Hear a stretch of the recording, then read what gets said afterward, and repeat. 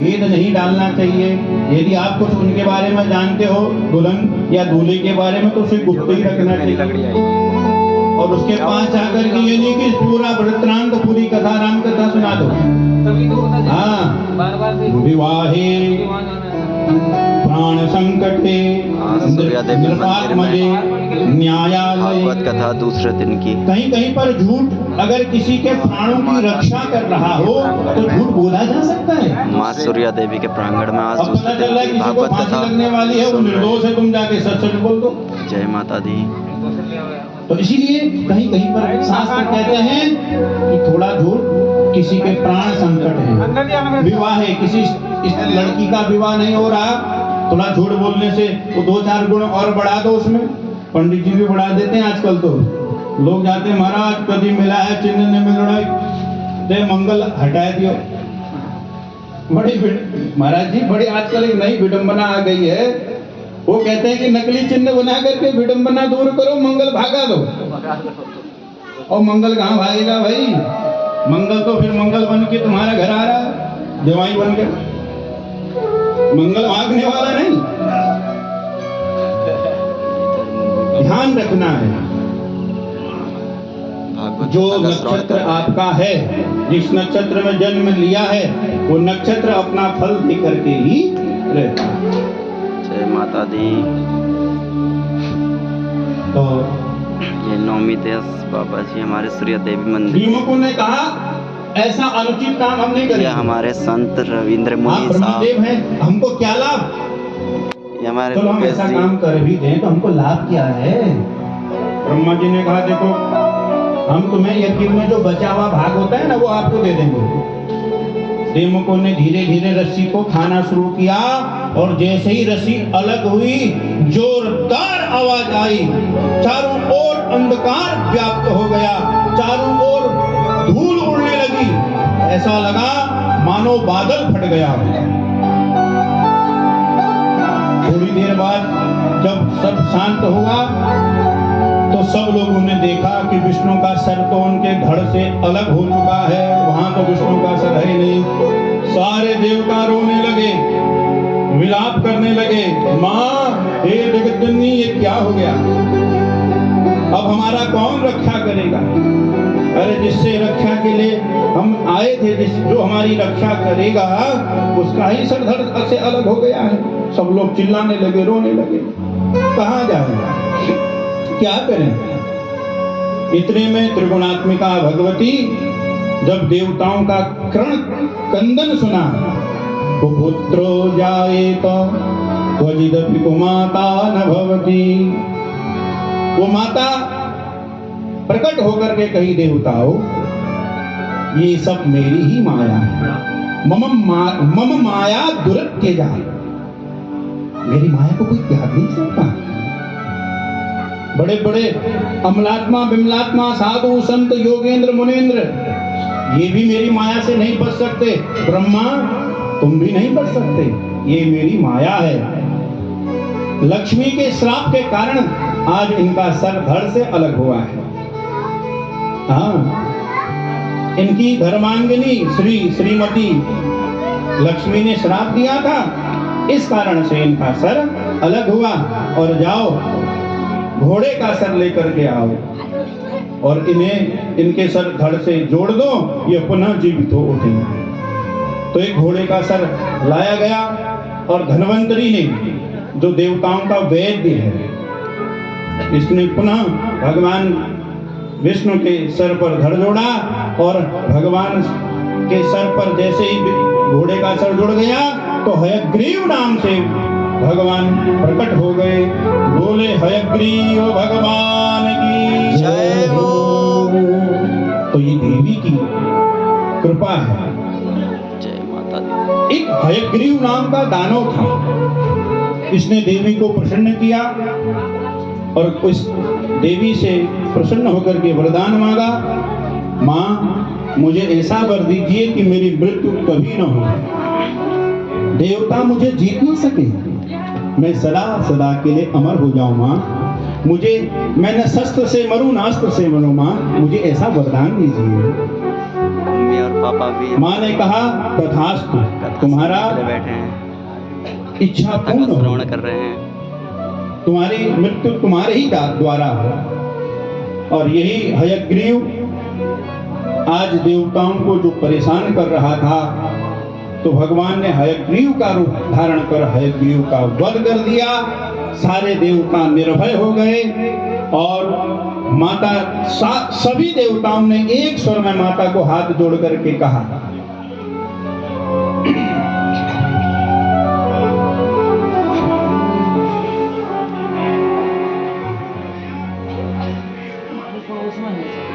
मैया मैया हे मैया, ओ मैया तेरा मेरा प्यार कभी ना बदले। ओ मैया तेरा मेरा प्यार कभी न बदले। ओ माता तेरा मेरा प्यार कभी ना बदले। मैया तेरा मेरा प्यार कभी न बदले। ओ मैया मेरा ये विचार कभी ना बदले। मैया मेरा ये विचार कभी न बदले। मैया तेरा मेरा प्यार कभी ना बदले। मैया तेरा मेरा प्यार कभी ना बदले। सारे देवता हाथ जोड़ करके माँ से करें, माँ भगवती हम पर दया करो, हम पर कृपा करो, हमको बुद्धि दो। हे माँ हमारी रक्षा करो। मीठी मीठी ताली, एक ताली से सभी लोग, हम भी तो दुखी हैं ना, हमारे दुखों को माँ दूर करेगी। एक ताली।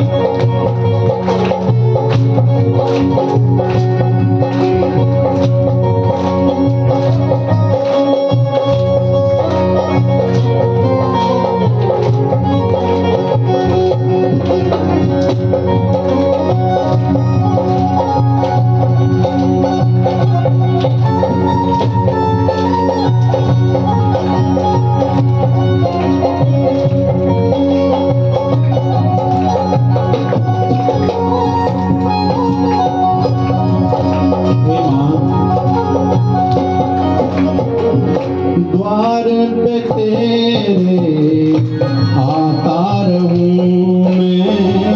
द्वार पे तेरे आता रहूं।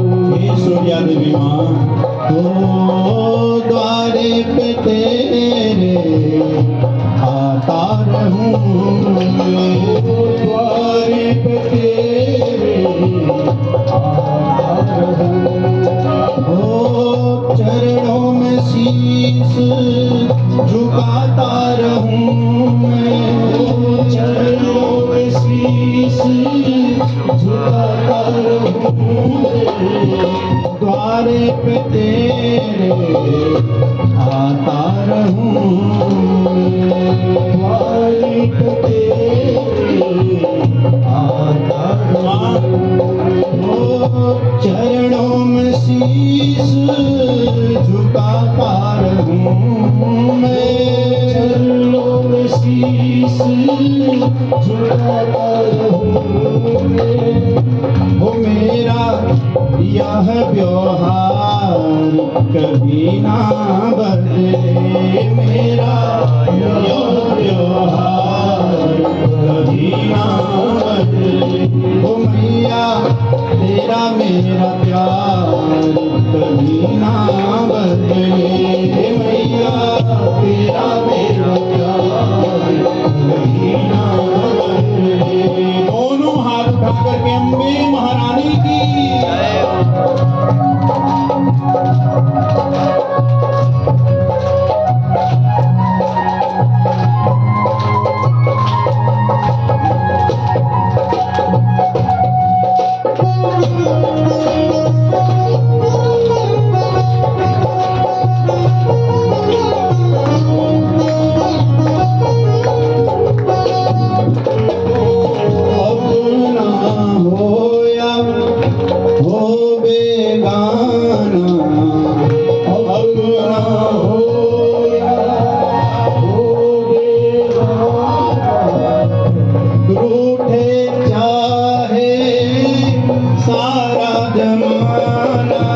रूठे चाहे सारा जमाना, अपना हो या हो बेगाना, अपना हो या हो बेगाना, रूठे चाहे सारा जमाना, रूठे चाहे सारा जमाना, हो चाहे सारा संसार भले ही बदले, चाहे सारा संसार भले ही बदले, ओ मैया तेरा मेरा प्यार कभी ना बदले, मैया तेरा मेरा प्यार कभी ना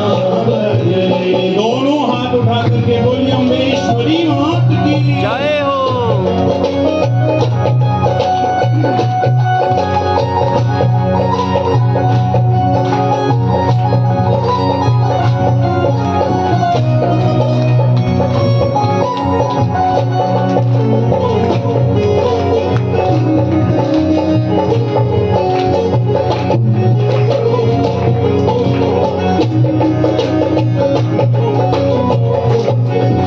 और हम सभी लोग माँ से एक चीज मांगते हैं, वो क्या है? सत्संग तेरा छोड़ूं कभी ना, सत्संग तेरा छोड़ूं कभी ना, मुख में तुमसे मोड़ूं कभी ना, मुख में तुमसे मोड़ूं कभी ना। माँ ऐसा भाव हम पर जाग जाए, ऐसे हमारी आत्मा शुद्ध हो जाए कि मैं सारे संसार की माताओं को मात्र भाव से देखूं, सब मैं तुम्हारा ही रूप देखूं माँ। सत्संग तेरा छोड़ूं कभी ना, सत्संग तेरा छोड़ूं कभी ना, मुख में तुमसे मोड़ूं कभी ना, मुख में तुमसे मोड़ूं कभी ना। मन से मन का ये तार कभी ना बदले, मन से मन का ये तार कभी ना बदले, ओ मैया तेरा मेरा प्यार कभी ना बदले, ओ मैया तेरा मेरा प्यार कभी ना बदले, ओ माता तेरा मेरा प्यार कभी ना बदले, मैया तेरा मेरा प्यार कभी ना बदले। ओम नमो भगवती, ओम नमो भगवती दुर्गे दुर्गति निवारणी, दुर्गे दुर्गति निवारणी।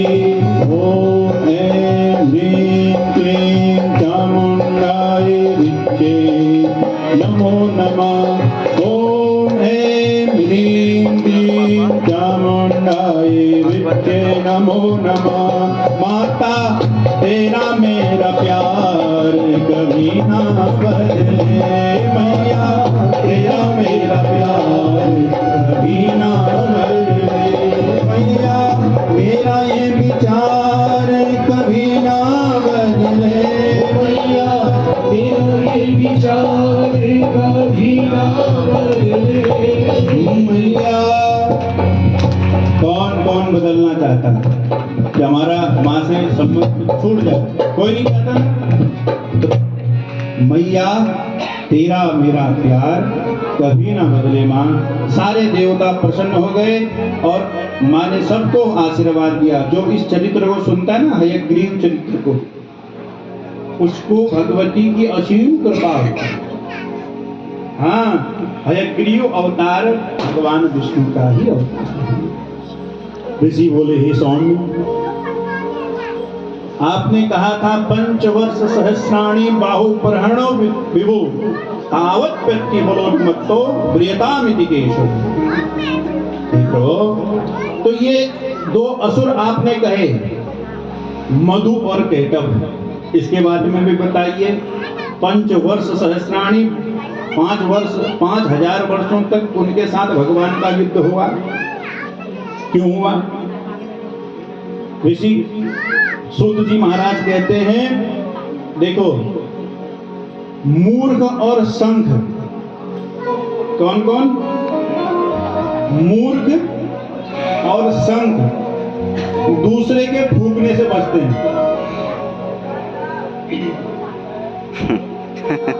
कौन कौन? मूर्ख और शंख। नहीं, माइक तो है ही है। ये नया निकाल देता है और बोलता माइक। महाराज जी, मूर्ख और शंख दूसरे के फूंकने से बचते हैं। अगर कोई मूर्ख है, उसको तुम थोड़ी सी बात कहे तो देखो, इस आदमी ने तुम्हारे प्रति ऐसे शब्द कहे तो लाल पीला हो जाता है। क्या उसने ऐसे कहे? अपने विवेक का प्रयोग नहीं करता। हो सकता है वो झूठ बोल रहा हो, लेकिन वो तुरंत भागने लगता है। और शंख भी बिना भूखे बचता नहीं। तो सज्जनों, मूर्ख के साथ संपर्क करने से, मूर्ख के साथ मित्रता करने से विष सेवन करने का फल प्राप्त होता है। विष मतलब जहर, जहर खाने का फल मिलता है मूर्ख के साथ रहने पर। उससे भी अधिक हानि होती है। विद्वान के साथ संबंध रखने पर अमृत पीने जैसा सुख मिलता है, क्योंकि वो हरि की कथाएं, हरि की चर्चा करेगा, अच्छी अच्छी बातें करेगा। हे मुनियों, आप लोगों के प्रश्न बड़े ही निर्मल हैं। आपने मधु कैटव के बारे में पूछा, मैं बताऊंगा, ध्यान से सुनना। मधु कैटव नाम के दो दैत्य भगवान विष्णु के कानों की मैल से उत्पन्न हुए। ध्यान से समझिएगा। हिमांशुदा, मधु और कैटव,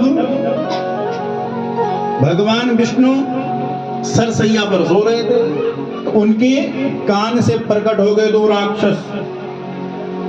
और हमारे मन में भी दो राक्षस सदैव हमारे कान से ही प्रवेश करते हैं। कौन कौन से?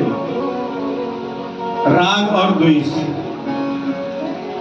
ये बड़ी तेजी से समुद्र में बढ़ने लगते हैं।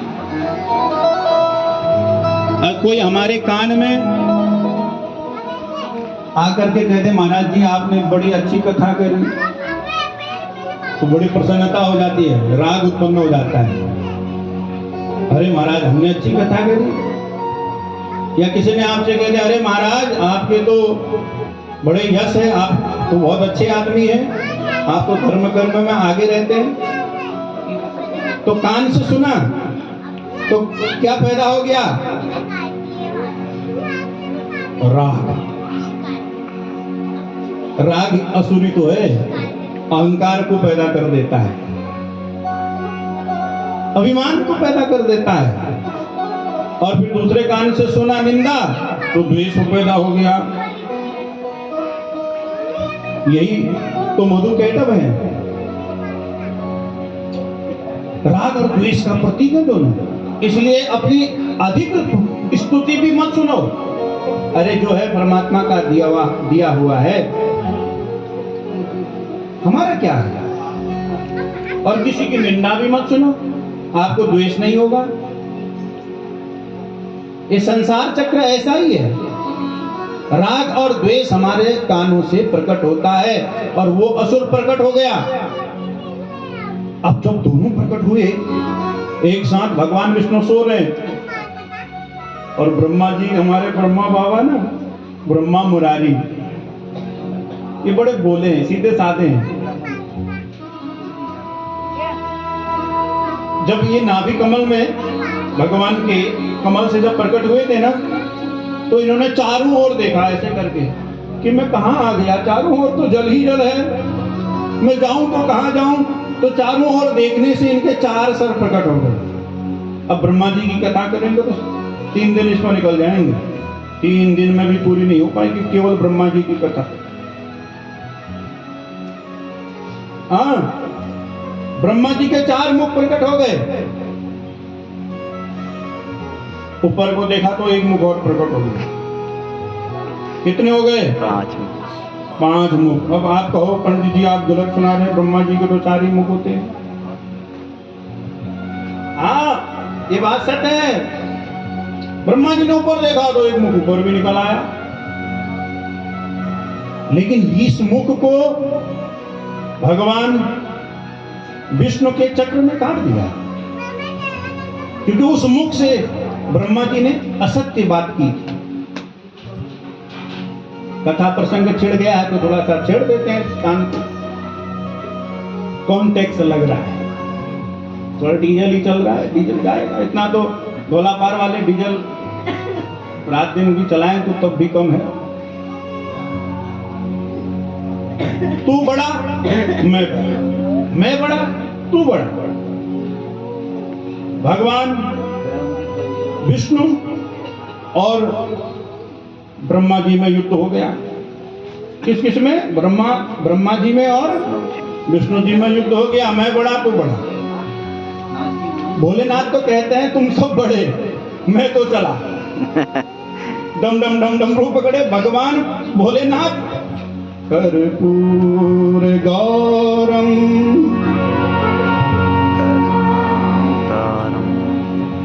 करुणावतारम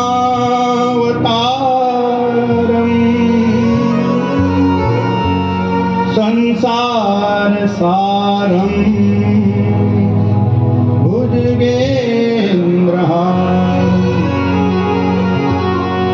कपूर के समान। लोग कहते हैं भोलेनाथ काले। अरे मूर्खो, तुम्हारी आंखें काली, तुम काले, तुम कपटी। भोलेनाथ को झूठ मूठ का काला कहते हैं। कहते चिलम पीते हैं तो काले हो गए। अरे आरती में कहते हैं ना, कर्पूर गौरम, कपूर के समान गोरे हैं। अरे 1 महीना आप बर्फ में रहोगे ना, बर्फ के पहाड़ में, तो आप भी गोरे हो जाओगे। हाँ, जब फौजी जो आता है ना, देश का जवान घर आता है, जब बर्फ में जब जाते हैं ना, बोले लाल लाल हो जाते, फट जाते हैं, मांस फट जाते, तो बेचारे मुंह फट जाते, लाल हो जाते हैं। तो कर्पूर गौरम, मेरे भोलेनाथ। भगवती है त्रिपुर सुंदरी मां, करुणावतारम। इतना नाम ही भोलेनाथ है। भस्मासुर गया, तपस्या किया, भगवान ने आशीर्वाद दिया, जा। क्या दिया आशीर्वाद? किसी के सर पे भी हाथ रखूं वो भस्म हो जाए। नाम है भोलेनाथ। भगवान ने कहा तथास्तु। सामने बैठी थी भगवती जगत जननी, देखा मन में पाप उत्पन्न हो गया और लगा भोलेनाथ को दौड़ाने। भोलेनाथ बोले राम राम, ये तो मेरा ही पीछा कर रहा है। भस्मासुर बोला तुम्हें भस्म करूंगा और इसके साथ मैं विवाह करूंगा। भोलेनाथ ने कहा भगवान विष्णु मेरी रक्षा करो, आजकल के भक्त बड़े खतरनाक हो गए। भगवान विष्णु ने मोहिनी रूप धारण करके भस्मासुर का वध किया। भगवान ऐसे हैं, करुणावतार संसार सारम, ये संसार सार। भुजगेन्द्रहारम, भुजंग बड़े बड़े सर्प भगवान शिव के गले में कंठ से लगे रहते हैं। भगवती कहती है इतने ये तुम भूत प्रेत डाकनी शक्ति ब्रह्मा विकार पुष्पांड ये सब घर में लेकर के आपने रखे हैं, बिठा रखे हैं, इनको खाना खिलाते खिलाते मैं थक जाती हूँ। भोलेनाथ कभी इनसे भी तो कहो आटा लगा लें, सब्जी अमनिया कर लें। भोलेनाथ ने कहा हाँ भाई नंदी श्रृंगी भृंगी, अरे थोड़ा सा हमारी सेना से कहो आटा लगा दें। अब वो किसी का हाथ नहीं तो सर से ही आटा लगा रहा है। पार्वती जी ने कहा राम राम, कोई पैर से आटा लगा रहा है। कहा प्रभु ने भगाओ यहाँ से, पूरी रसोई गड़बड़ कर दी। करुणावतारम, कहा गौरा पार्वती तुझे छोड़ सकता हूँ, ये भांग और भक्त इनको नहीं छोड़ सकता, बूटी नहीं छोड़ सकता, लेकिन मैं सज्जनों में यहाँ देख रहा हूँ, यहाँ तो दूर दूर तक कोई बूटी नहीं पीता। हाँ, और बड़े सीमित मात्रा में बूटी पीते हैं यहाँ लोग। बाबा जी के एक आध भगत आते हैं तो वो भी चोरी छुपे पीते हैं। पता है आपको इससे क्या होता है? बूटी पीने से क्या नुकसान होता है? अच्छा, बूटी के साथ क्या क्या चाहिए? सबसे पहले दही, मट्ठा, घी, दूध, 1-1 लीटर रोज। कितना? दही, दूध, घी, मट्ठा 1-1 लीटर रोज चाहिए जो ये पीता है। वैसे तो यहाँ कोई पीता नहीं। मुझे तो, मैंने अभी तक ऐसा पहला क्षेत्र देख रहा हूँ जहाँ पर कोई पी नहीं रहा। जोरदार तालियां उन सबके लिए। जय हो। हाँ, ऐसे भगत कहाँ मिलते हैं भाई? लेकिन जो पीते हैं वो ध्यान रखें, इससे फायदा और नुकसान क्या होता है। और भोलेनाथ को बदनाम करते हैं बाबा की बूटी, बाबा की बूटी पिएगा तो तू लटक जाएगा। बताएं तुम्हें बाबा को बदनाम कर रहे हो। बाबा ने तो समुद्र मंथन हुआ था, कालकूट विष खाया था, पिया था जहर। पीते गरे वृषांकेन पीतास्ते मददानवाः ममन्तुस्तरसा सिंधुम हविर्धानी ततो भवत्। हविर्धामी विष को पिया था। पीले एक छोटा सा सल्फास मंगा कर 1 मिनट लगेगा, गोविंदाय नमो नमः, और बदनाम में थे बाबा को। अरे भोलेनाथ ने तो कालकूट विष को कंठ में धारण किया, नीलकंठ हो गए। ऐसे दयालु भोलेनाथ को बदनाम न करो। मेरा निवेदन है, बूटी के साथ चाहिए। ये तो राजाओं का नशा है। हाँ, घी पियो 1 लीटर रोज का, कोई बात नहीं, एक आध फूक मान जो पीना है। अब महाराज खाना कुछ नहीं, बूटी बूटी पीनी है तो बुद्धि को हल्का कर देती है। दिमाग, उसको गुस्सा बहुत तेज आता है, सर झंझनाने लगता है, वो सोचता है मैं अच्छा कर रहा हूं लेकिन उससे कुछ गलत हो जाता है। शरीर में शक्ति कम हो जाती है, सोचने भूलने की शक्ति बढ़ जाती है, भूलने लग जाता है। इसलिए भागवत में विशेष तौर पर जहां मंडप हो वहां पर इसका सेवन करना महापाप है। दूर रखना, दूर रख करके, कोई अगर ज्यादा ही शौकीन है तो दूर रख के। तो भोलेनाथ कर्पूर गौरम करुणावतारम संसार सारम भुजगेन्द्रहारम सदा वसंतम। संत महात्माओं के साथ रमने वाले, हृदयारविंदे, हृदय में अरविंद, कौन? श्री राम का ध्यान करने वाले मेरे भोलेनाथ। भवम भवानी सहितम नमामि। बोलिए शंकर भगवान की जय हो। माँ भगवती सूर्या देवी मैया की जय हो। देवी भागवत महापुराण की जय हो। तो भोलेनाथ करुणा के अवतार हैं। वो मान बढ़ाई से दूर रहते हैं। मान बढ़ाई जब से आई, लगन राम से छूटी। जब से मान बढ़ गया, बढ़ाई जब से आ गई, भगवान का भजन ही छूट गया।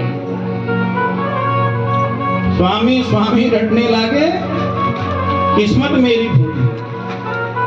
महाराज जी महाराज जी महाराज जी महाराज जी तो ऐसा करते ही नहीं, महाराज जी तो ऐसा करते नहीं। महाराज जी देखते हैं, देखो अपना सब कर रहे हैं, हमसे कह रहे कुछ करते ही नहीं। तो महाराज कहने में, महाराज बनने में बहुत अंतर है। भगवान विष्णु और ब्रह्मा जी में जब युद्ध हुआ, मैं बड़ा, तो उन दोनों के बीच में शक्ति पुंज प्रकट हुआ, शिवलिंग जिसे कहते हैं। तो यहाँ ब्रह्मा जी ने हंस में बैठ करके ऊपर की ओर गए और भगवान विष्णु सुअर बनकर नीचे की ओर खोदने लगे। ऊपर से केतकी का पुष्प आ रहा था। ब्रह्मा जी ने केतकी से कहा, देख भाई तू झूठ बोल देना मेरे लिए, तुझे यज्ञ में भाग दूंगा। केतकी लोभ में पड़ गया, आकर के यहाँ भगवान शिव से झूठ बोल दिया। भगवान शंकर जो सती शक्ति के पति क्रोधित हो गए और जिस मुंह से ब्रह्मा जी ने झूठ बोला था उस मुख को ही भगवान शंकर ने अपने त्रिशूल से अलग कर दिया। ब्रह्मा जी को अपनी गलती का एहसास हुआ। ब्रह्मा जी का इसीलिए सुजनों आज भी भारत में केवल एक ही मंदिर है, वो है पुष्कर में, और कहीं पर ब्रह्मा जी का कोई मंदिर स्थापित नहीं है। ब्रह्मा जी के मंदिर कहीं देखने को नहीं मिलते, केवल पुष्कर में है। वो भी अनुग्रह बिना विनय किया तो भगवान ने वरदान दिया कि पुष्करणी में, उसका नाम है पुष्करणी तीर्थ, वहां ब्रह्मा जी की पूजा होती है। तो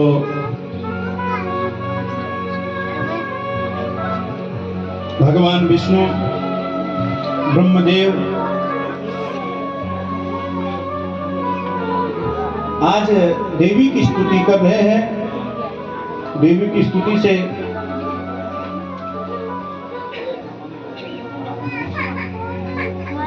इनके सामने